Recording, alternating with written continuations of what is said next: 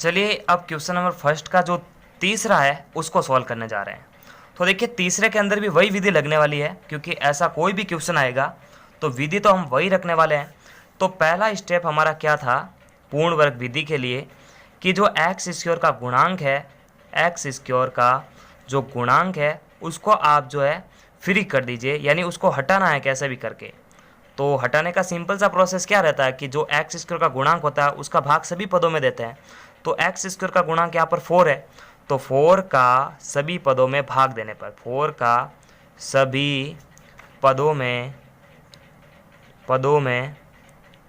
भाग देने पर, ठीक है ना, यानी भाग अपन दे रहे हैं ताकि ये फ्री हो जाए यहाँ से, ठीक है ना। तो यहाँ पर देखो 4x स्क्वायर प्लस 4√3x+3/4, ठीक है ना, और इसके इजिकल टू 0 है। अब इस 4 का मतलब क्या है कि ये 4 इसमें भी भाग जा रहा है, इसका इसमें भी जा रहा है और इसमें भी जा रहा है, यानी तीनों पदों के नीचे 4 है। तो इसको एक बार इस तरह से लिख सकते हैं अपन कि 4x स्क्वायर बट्टा 4 plus 4√3x/4 plus 3/4 equal to 0, ठीक है ना। तो यहाँ पर दोस्तों जो है इसके बाद में अपन इसको सॉल्व कर देते हैं। तो 4 से 4 कट जाएगा, 4 से 4 कटेगा, ये तो इससे कटेगा नहीं, तो ये तो वापस है जैसे कि जैसे लिखा जाएगा, लेकिन यहाँ पर चेंज हो जाएगा x square plus √3x plus 3/4 equal to 0। तो पहला स्टेप तो हम जो है फॉलो कर चुके हैं। सेकंड स्टेप क्या रहता है, तो सेकंड स्टेप थोड़ा सा इंपॉर्टेंट है कि जो x का गुणांक है, देखो ध्यान रखना, x का जो गुणांक है, क्या है x का गुणांक, √3 है।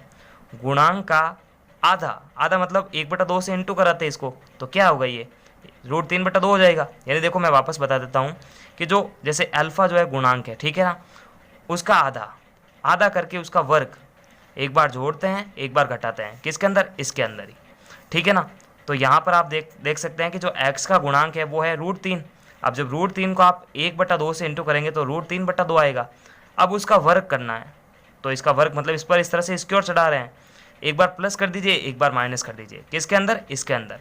तो देखिए एक बार प्लस और माइनस किस तरह से एडजस्ट करना है, तो आप कंटिन्यू जो है दो पदों को लिख दो, उसके बाद में एक बार प्लस करके लिखो एक बार माइनस करके लिखो, फिर ये लास्ट वाला पद लिखना है, ठीक है ना। तो देखो इसको कैसे लिखते हैं, तो देखो x का गुणांक उसका आधा उसका वर्ग, एक बार प्लस करते हैं एक बार माइनस करते हैं।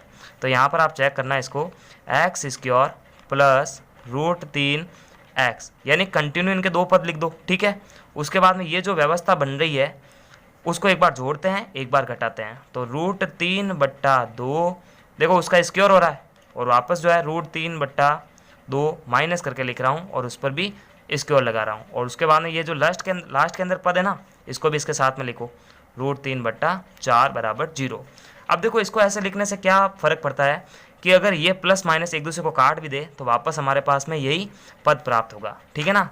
तो गणित के अंदर कुछ ऐसा ही होता है कि आप कुछ भी चीज़ जो है या फिर कोई भी संख्या मान रहे हैं तो आप एक बार प्लस एक बार माइनस, ताकि वो व्यवस्था पहले जैसी होनी चाहिए, क्योंकि ये प्लस माइनस एक दूसरे को काट भी दे तो वापस हमारे पास में पहले जैसा प्रतिरूप या जो स्वरूप है वो आ जाएगा।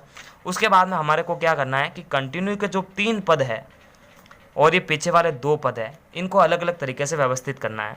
हमेशा ध्यान रखिएगा ये जो कंटिन्यू 3 पद आ रहे हैं ये 2 सर्वसमीकरणों का पालन करेंगे, या तो a+b का होल स्क्वायर का करेगा या a-b का होल स्क्वायर करेगा। फिलहाल हमारे पास में सभी पॉजिटिव है तो a+b का होल स्क्वायर का यूज़ करेंगे। तो यहाँ पर हम जो है इसको यहाँ से यहाँ तक कैसे लिख सकते हैं, x प्लस √3/2 का होल स्क्वायर, यानी ये a है ये b है, कोष्टक के अंदर है ना कि स्क्वायर कैसे बन रहा है, x का स्क्वायर करने पर ही तो x स्क्वायर आ रहा है, √3/2 का भी स्क्वायर ये तो उसका स्क्वायर करने पर आ रहा है, तो b तो अंदर वाली चीज़ है, a अंदर वाली चीज़ है, तो इस तरह से इसको एडजस्ट करना है, ठीक है ना। तो a और b तो आप इन्हीं को मान लेना, यहाँ तो कोष्टक में मिल जाएगा b और यहाँ पर x स्क्वायर होगा तो x ही होगा, सिंपल सी बात है। उसके बाद में पीछे वाले 2 वर्ड जो हमारे पास में संख्याएं हैं उनको आप एक जैसे जैसे लिख दो, देखो इस तरह से √3/2 का स्क्वायर माइनस प्लस 3/4 बराबर में 0।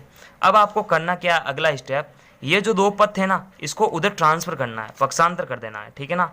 तो पक्षांतरण से, ठीक है ना, पक्षांतर करते हैं उधर ले जाके, x प्लस √3/2 का होल स्क्वायर बराबर का चिन्ह, मैं इन दोनों पदों को जो है उधर ले जा रहा हूँ, ठीक है ना, उधर ले जा रहा हूँ, तो ये चिन्ह बदल के ही पक्षांतर होंगे। ये माइनस का जो है उधर जाके प्लस का हो जाएगा, तो √3/2 का होल स्क्वायर प्लस का हो गया, ये प्लस उधर जाके माइनस का हो जाएगा, तो माइनस का √3/4, ठीक है ना। उसके बाद में देखो x प्लस √3/2 का होल स्क्वायर इजिकल टू, अब देखो रूट पर किसी संख्या पर रूट है उसका स्क्वायर है, तो जब उसको अपन सॉल्व करेंगे तो सिंपल संख्या बाहर आएगी, यानी √3 को √3 से मल्टीप्लाई करेंगे तो सिंपल संख्या 3 ही बाहर आएगी। तो 3 अब 2 पर स्क्वायर 2 दूनी 4 माइनस 3/4, ये दोनों एक जैसे है ना, तो प्लस माइनस कैंसिल करेगा, तो यहाँ पर तो 0 आएगा। अब देखो इसका मतलब हमने क्या सॉल्व करा है, x प्लस √3/2 का होल स्क्वायर बराबर 0, यहाँ पर तो 0 ही बचेगा।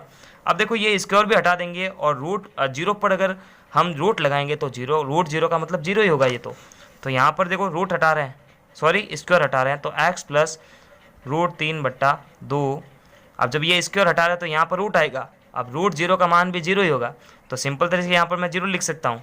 अब मेरे को तो x का मान ज्ञात करना है, तो इस वाली वैल्यू को जो है पक्षांतर कर देंगे उस तरफ, जिससे हमारा x का मान आने वाला है। तो यहाँ पर x बराबर √3/2, अब ये भी देखो ये प्लस का था इधर जाके माइनस का हो गया, तो हमारे पास में तो x का खाली एक ही मान आया है, लेकिन हमारे को 2 ज्ञात करने पड़ते हैं, तो दोनों ही मान नेगेटिव होंगे, इसका मतलब √3/2 माइनस √3/2, ठीक है ना। ये हमारे पास में जो है 2 वास्तविक मूल आने वाले हैं। तो नमस्कार, थैंक्स फॉर वॉचिंग, और पूरे चैप्टर की जो प्लेलिस्ट की लिंक है आपको वीडियो के डिस्क्रिप्शन बॉक्स में मिलेगी, वहाँ जाके आप बैक टू बैक सारे वीडियोस देख सकते हैं।